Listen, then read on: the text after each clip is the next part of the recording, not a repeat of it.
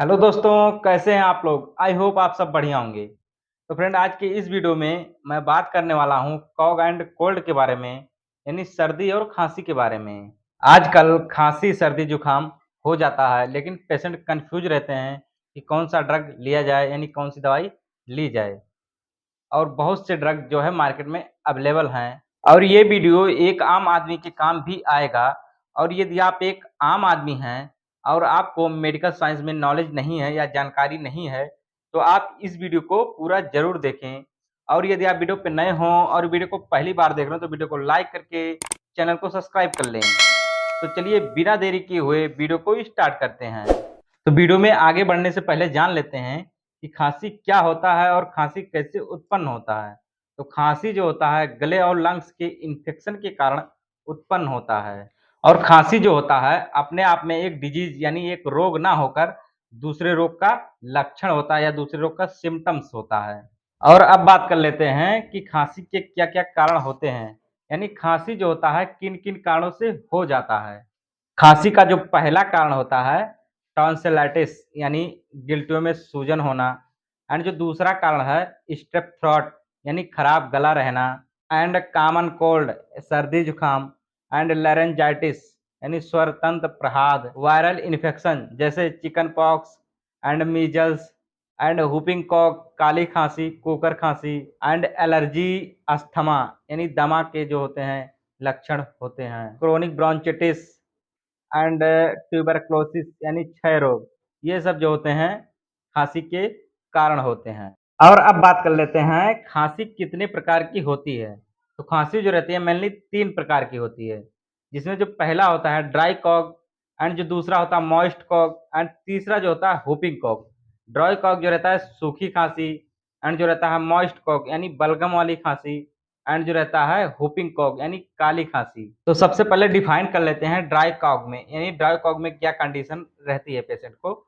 तो इसमें जो रहता है पेशेंट की चेस्ट में कंजेक्शन होता है और खांसी में साय साय की वॉइस सुनाई देती है या आवाज सुनाई देती है। और अब डिफाइन कर लेते हैं मॉइस्ट कॉग को, यानी बलगम वाली खांसी को।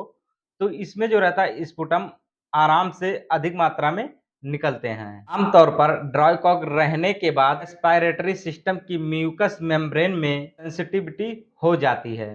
तो अब डिफाइन कर लेते हैं हुपिंग कॉग को।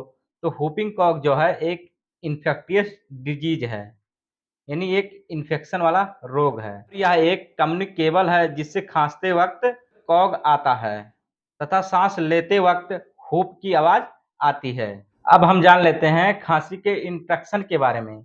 तो इसमें जो रहता है खांसी के वास्तविक कारणों का पता लगाकर ही ट्रीटमेंट शुरू करना चाहिए, और हल्का गर्म पानी पीना चाहिए, और पेशेंट को बेड रेस्ट करना चाहिए, और पेशेंट को स्मोकिंग एंड अल्कोहलिज्म नहीं करना चाहिए। स्पाइसी तथा फ्राइड फूड नहीं खाने चाहिए, और पेशेंट को न्यूट्रिशन रिच डाइट लेनी चाहिए। तो हम सबसे पहले जानेंगे ड्राई कॉग के बारे में, यानी सूखी खांसी में कौन सा ट्रीटमेंट देते हैं। तो सूखी खांसी में जो सिरप यूज करते हैं वो एस्कोरिल डी के नाम से आता है। इसमें जो कंपोजिशन होता है वो होता है dextromethorphan, hydrobromide and phenylephrine, hydrochloride and chlorpheniramine maleate का कंपोजिशन होता है।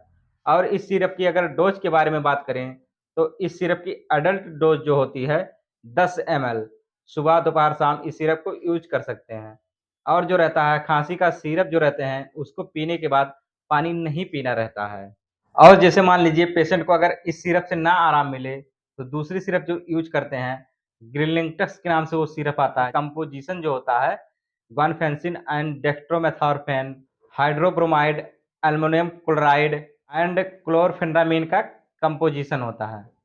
इस सिरप को आप 1 चम्मच सुबह दोपहर शाम पेशेंट को दे सकते हैं। जो तीसरी सिरप यूज करते हैं ग्रिलिंगटस एल के नाम से आता है। इसमें जो कंपोजिशन होता है वो क्लोरप्रेस्टिन एंड जोएट का कंपोजिशन होता है, को आप 1 टेबल स्पून सुबह दोपहर शाम दे सकते हैं पेशेंट को। और अब बात कर लेते हैं मॉइस्ट कॉग, यानी जो बलगम वाली खांसी होती है उसमें कौन सा सिरप यूज करते हैं या कौन सा ट्रीटमेंट करते हैं या कौन सा इलाज करते हैं। इसमें जो सिरप यूज करते हैं ग्रिलिंगटस बीएम के नाम से आता है।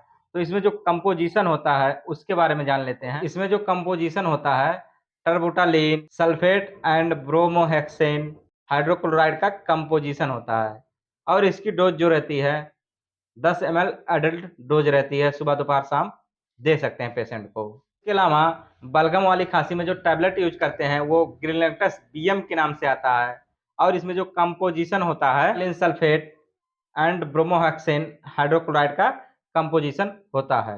यानी जो कंपोजिशन सिरप में है वही कंपोजिशन आपको टैबलेट में मिल जाएगा। इसको आप एक गोली सुबह दोपहर शाम ले सकते हैं। और मान लीजिए पेशेंट को टैबलेट और सिरप से आराम ना मिले तो इसमें जो दूसरी सिरप यूज करते हैं टन प्लस के नाम से आता है। इसमें जो कंपोजिशन होता है ब्रोक्सल हाइड्रोक्लोराइड एंड टर्बटलेन का कंपोजिशन होता है। और अब बात कर लेते हैं होपिंग कॉक यानी काली खांसी में कौन सा ट्रीटमेंट या कौन सा इलाज करते हैं।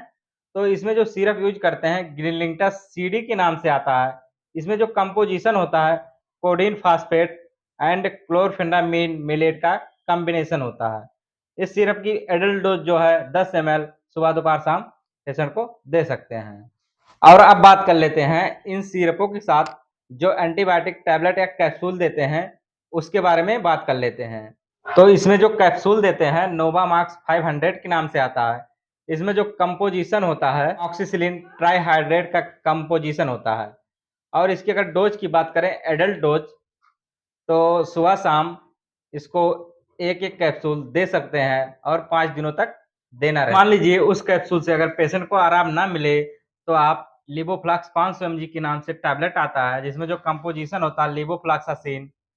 इस टैबलेट को आप सुबह शाम 5 दिनों तक पेशेंट को दे सकते हैं। और इसके अलावा टैबलेट ओडिरॉक्स 300 mg का टैबलेट होता है। इसमें जो कंपोजिशन होता है रॉक्सीथ्रोमाइसिन होता है। आप पेशेंट को एक टैबलेट 5 दिनों तक दे सकते हैं। तो दोस्तों मैं आशा करता हूं कि मेरे द्वारा दी गई जानकारी आपको अच्छी लगी होगी। यदि आपको अच्छा लगा हो तो वीडियो को शेयर जरूर करें और साथ ही सब्सक्राइब का बटन जरूर दबा दें। तो चलिए मिलते हैं किसी नेक्स्ट वीडियो में, तब तक के लिए बाय बाय।